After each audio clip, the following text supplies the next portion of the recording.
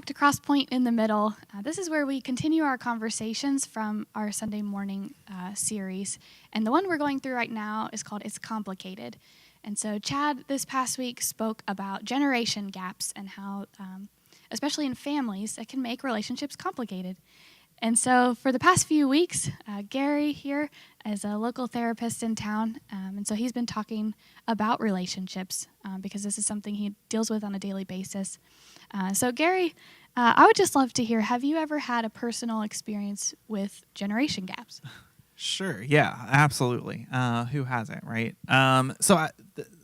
When I think about that, the most recent time that I can really think of is when my daughter was about to be born, right? So when you're about to become a first-time parent, lots of people, and especially people who are older than you and that have had parents, like to give advice. And I remember me and my wife, and we're kind of thinking through all this and remembering hearing all this advice and just kind of being like, I wish people would just leave us alone. Like, we want to parent our own way, right? But suddenly found out, like, the day my daughter was born, that all that advice was really helpful. And so I think a lot of times we do, when we're younger, want to, I don't really want older people telling me what to do. I just want to kind of figure it out for myself. But then we go through that journey and we're like, we actually really do need them. Obviously I used to live in Louisville and came home to be closer to my mom. Because I had my kid and I wanted her help with that. So we take those lessons, sometimes harder than we need to, but definitely. And then on the other side of that, as I've been getting older and working with youth and teens and, just totally being out of the loop on like everything, their lingo and what they talk about and what they do. And I'm like, when did that even become a thing? Or, I remember YouTube when I was in high school and college, like YouTube was for music videos. Like I didn't know people that did anything else on it. Mm-hmm. And now people use it for everything. Yep. So there's definitely those generation divides, and learning to be okay with that and work with that and accept that is a challenge for everybody. Yeah, I like how you mentioned that the advice has been positive and has really affected you. Yeah. Working with kids, I have learned a lot that we need all generations to be able to work together. Yeah. So now from a therapist's point of view, we've talked about how the generation gap can be a positive thing, but I also know that it can also make relationships complicated. So what are some ways that you have seen that in your career? Sure. I think the biggest thing for the generational divide and kind of what I see a lot working with families on a daily basis is we all get stuck in our way of doing things. Whether it's an older parent who's working with a teenager or, a fresh mom with a 2-year-old and just, well, that's how my parents said it, or, that I hear that all the time. That's just what my parents did, right? Mm-hmm. So that's what I'm doing. And so when we kind of get stuck in that rut of not wanting to accept other ways, right, or other ways of listening and doing things differently, it can really cause issues there, relational issues. Especially if we're going, like, let's think of a teenager and a parent, right? A lot of times parents, they just want things to kind of get done, right? Teenagers, they don't think like that. And they're not going to think like that for a very long time. They're going to think of what they need socially and what they want, right? Mm-hmm. And parents just want their room to be cleaned up and for them to make good grades. And teenagers, they can care about that stuff, but it's not their top priority. Being accepted and liked is going to be their top priority. And so there's that generational divide there. Yeah. I just want you to kind of be like a grown-up, but, well, wait, you're really not. You're still a kid. And so balancing that out. Yeah. Yeah, I think from what we talked about on Sunday morning, there are two different perspectives. We've got, when we looked at the scripture about honoring your parents, I think we have the parents' perspective of it can be hard to honor my children when they're not honoring me. Sure. And then we have the child's perspective of sometimes they don't want to honor their parents. So yes.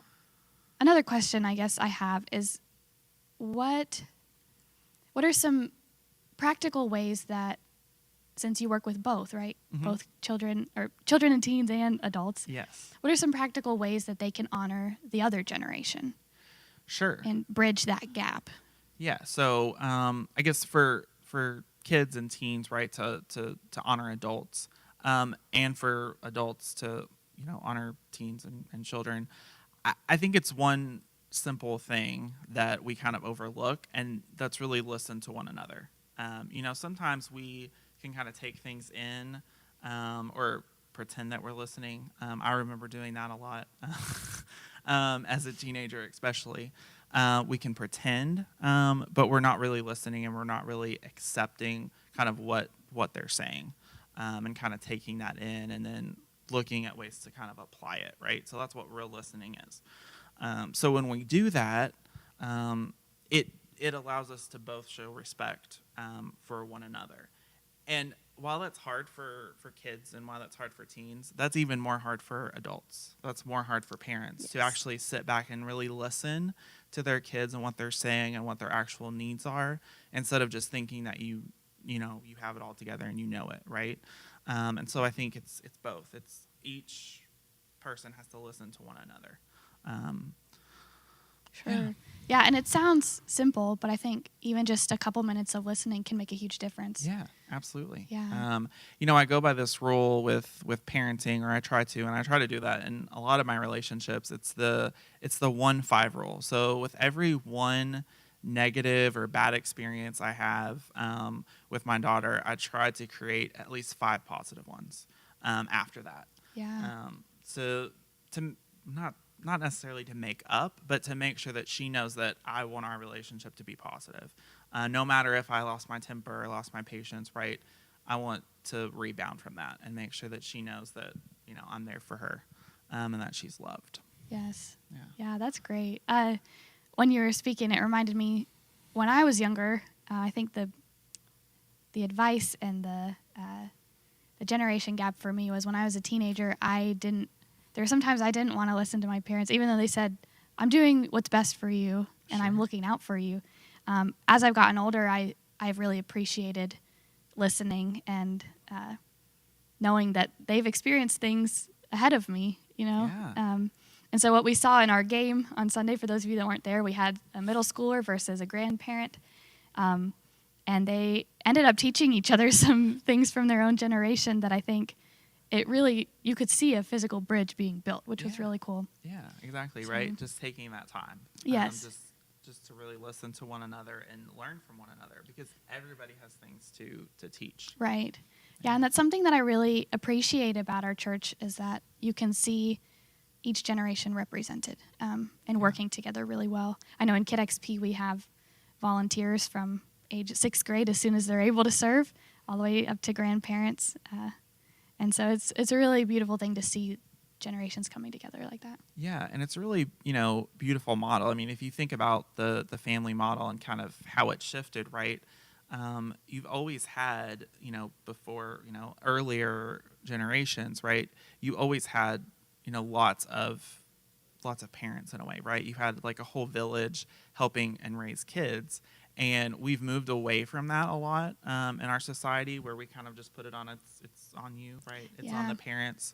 And that type of mentality, it doesn't really work, and it doesn't help set families up for success. So having more people in your life and in your kids' life, to me, that can only enrich them and make things better. Yeah, absolutely. And I think we could see that in our parents that made the decision to dedicate their children. Yeah, absolutely. And not only was it them making a commitment to raise their kids to know God, but it was them asking the whole church to help them. Right. And I think asking for help can be a really big moment. So I really appreciated that to the families that made those decisions. It was great. Yeah, it's always cool to see that. Yeah. Yeah. So talking about our bridging the gap, are there any other ways that or any other advice that you would give to families that might be frustrated in not understanding another generation at the moment? Yeah, I mean, sometimes it's about meeting on common ground, right? So there may be things, I've come to terms with. There's things that, like with my dad or with my mom, that I just don't necessarily talk to them about, because it doesn't help build that bridge, right? So I focus on the things that do help build the bridge and do help build that relationship. And so sometimes it's about focusing on that common ground. What do you have in common? And start from there, and not what you don't, right? And I think we can kind of take that even on a bigger, you know, global scale, like even when we're talking about politics or things like that, when we're talking about other people, going to, okay, this is what we have in common. This is how we can help people and come together in that way. So let's focus on that. Let's not focus on who we voted for or those types of things. Yes. Yeah, I completely agree. Well, thank you for meeting with us today. Absolutely. I've really enjoyed this, and next week I'm sure will be lots of fun. Yes, I've greatly enjoyed each topic of It's Complicated and just learning how to better relationships in general. Right. So, thank absolutely. you. Well, I would love to close this out in prayer. So pray with me. God, I just thank you for all the ways that you've been speaking throughout this series and throughout these past few weeks. Relationships are a huge factor in our lives, whether it's parents or toxic relationships or even romantic relationships. God, we just pray that you would continue to speak to us in this next week of how we can build those bridges, even when we may not see the other person's perspective. I pray that you'd be with us this week and all the people that are watching, and any prayer requests that they have. We know that you are with them no matter what. In your name I pray. Amen. Well, thank you for joining us, and we hope to see you next Sunday.